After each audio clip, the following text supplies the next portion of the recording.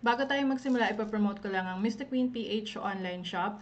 Meron tayong mga power bracelets for protection, prosperity, at marami pang iba. And then, meron din tayong mga zodiac sign bracelets na nag-a-align ng energies for each zodiac signs. And then, we also have intention oils na merong tatlong sizes. Meron tayong 5 ml, and then merong 15 ml dropper, and then 30 ml dropper, intention oil. And then we also have a spell jar for protection and prosperity. And then the latest addition sa ating mga products ay ang cleansing and protection spray. So available siya in 50 ml and 100 ml bottle. Ayan, so available yan lahat sa ating Shopee, link on the description. Aquarius, hi! Welcome to Mr. Queen PH.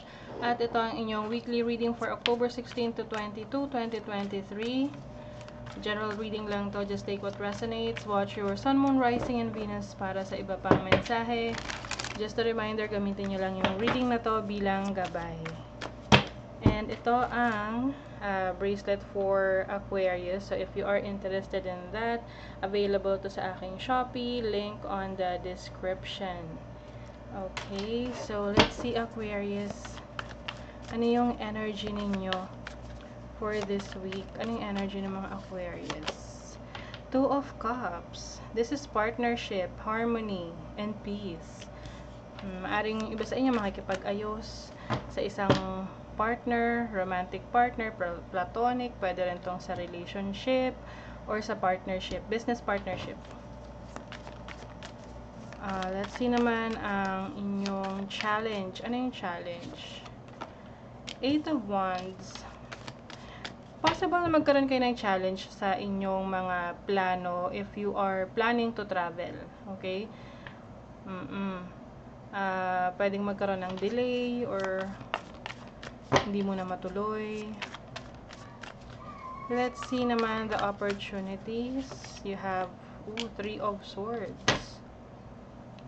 I think as an opportunity, meron kayong kailangang tanggapin na can be a challenge or pagsubok sa buhay ninyo na kayang-kaya nyo siyang malagpasan. Kasi opportunity to eh. Opportunity for you to heal, to accept whatever is heartbreaking for you. So, yung iba, pwedeng may challenges kayo sa business partnership, sa relationship ninyo.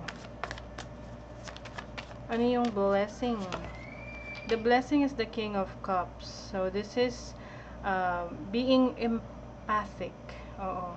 I think as a blessing, you have all the love that you can give to yourself, to the people who you really care about. So, ika-clarify natin yan. Yung iba rito, yung iba lang naman there are some of you na merong kailangang pagdaanan na challenge sa relationship ninyo para dumating or ibigay sa inyo yung tao na dinideserve ninyo. Someone who is more mature, more loving, more caring. Okay? What is the Two of Cups? What is the Two of Cups? The Four of Pentacles. This is stability. Some of you, siguro sa business partnership, you might be working with someone na mahal mo sa buhay, part of your family, or your romantic partner, no? Na magkakaroon kayo ng sarili nyong business together, or meron kayong project together na makakatulong sa pag-stabilize ng inyong finances. Oo. Yung iba naman, pwedeng same kayo ng company, tapos you are collaborating with each other. What is the Eight of Wands?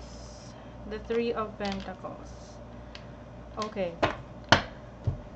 Merong redirection of a certain opportunity for you pagdating sa trabaho.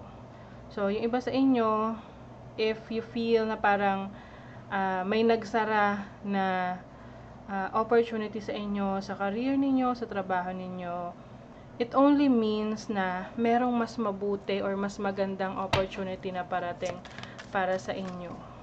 Okay? What is the Three of Swords? Queen of Wands, yes. So, itong energy na to is about being creative, no? Being leader. Being a leader, focusing on your creativity, creative talents.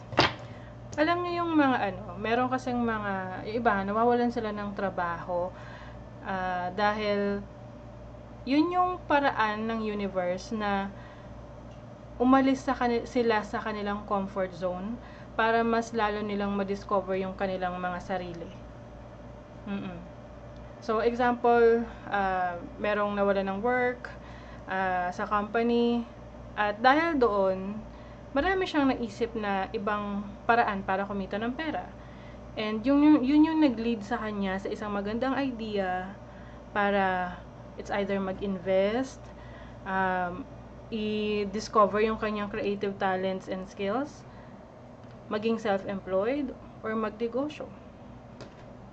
And some of you, you have the opportunity to grow outside of your comfort zone. What is the King of Cups? The World. Diba? This is sense of achievement and success. There's a completion. So, some of you, merong chapter sa life ninyo na nagko-close na para makapag-open kayo ng bago. And I'm seeing a lot of growth for you. So, sabi nga kung walang pagbabago, ibig sabihin walang growth. Okay? Ganun lang daw yun. So, for some of you naman, this can be a relationship na, yun nga, you are, kumbaga, kailangan mag-end yung relationship na yun para makilala mo talaga yung person na nakatadhana talaga for you. Diba? Kaya, relax lang. Some of you naman, travel opportunities, may blessing. Yung iba, meron kayong matatanggap na padala, package from someone na malayo sa'yo. Can be person from abroad na magpapadala ng package. Raven, a wise woman. A change is coming. Meron daw pagbabago. See? This is something that you need to embrace, Aquarius. Change is coming. Lalo na ngayong kasi itong energy ngayon, astrologically, when Pluto enters Aquarius, mas mafe-feel niyo yung change na yan. And it is going to happen first quarter ng 2024. Okay? So, hindi siya yung parang biglaang change for you. It's a process. Tapos mapapansin mo na lang, meron ka ng ibang landas na tinatahak kasi you are being redirected to a new path na kung saan may growth. Doon ka mas uunlad. Doon mas mapapabuti yung buhay mo. Okay? So, that is your reading, Aquarius. Kung nagustuhan nyo ito, naka-resonate kayo, mag-comment kayo dyan, like, share, subscribe, para lagi kayo updated sa ating mga readings. Thank you so much, Aquarius. See you again.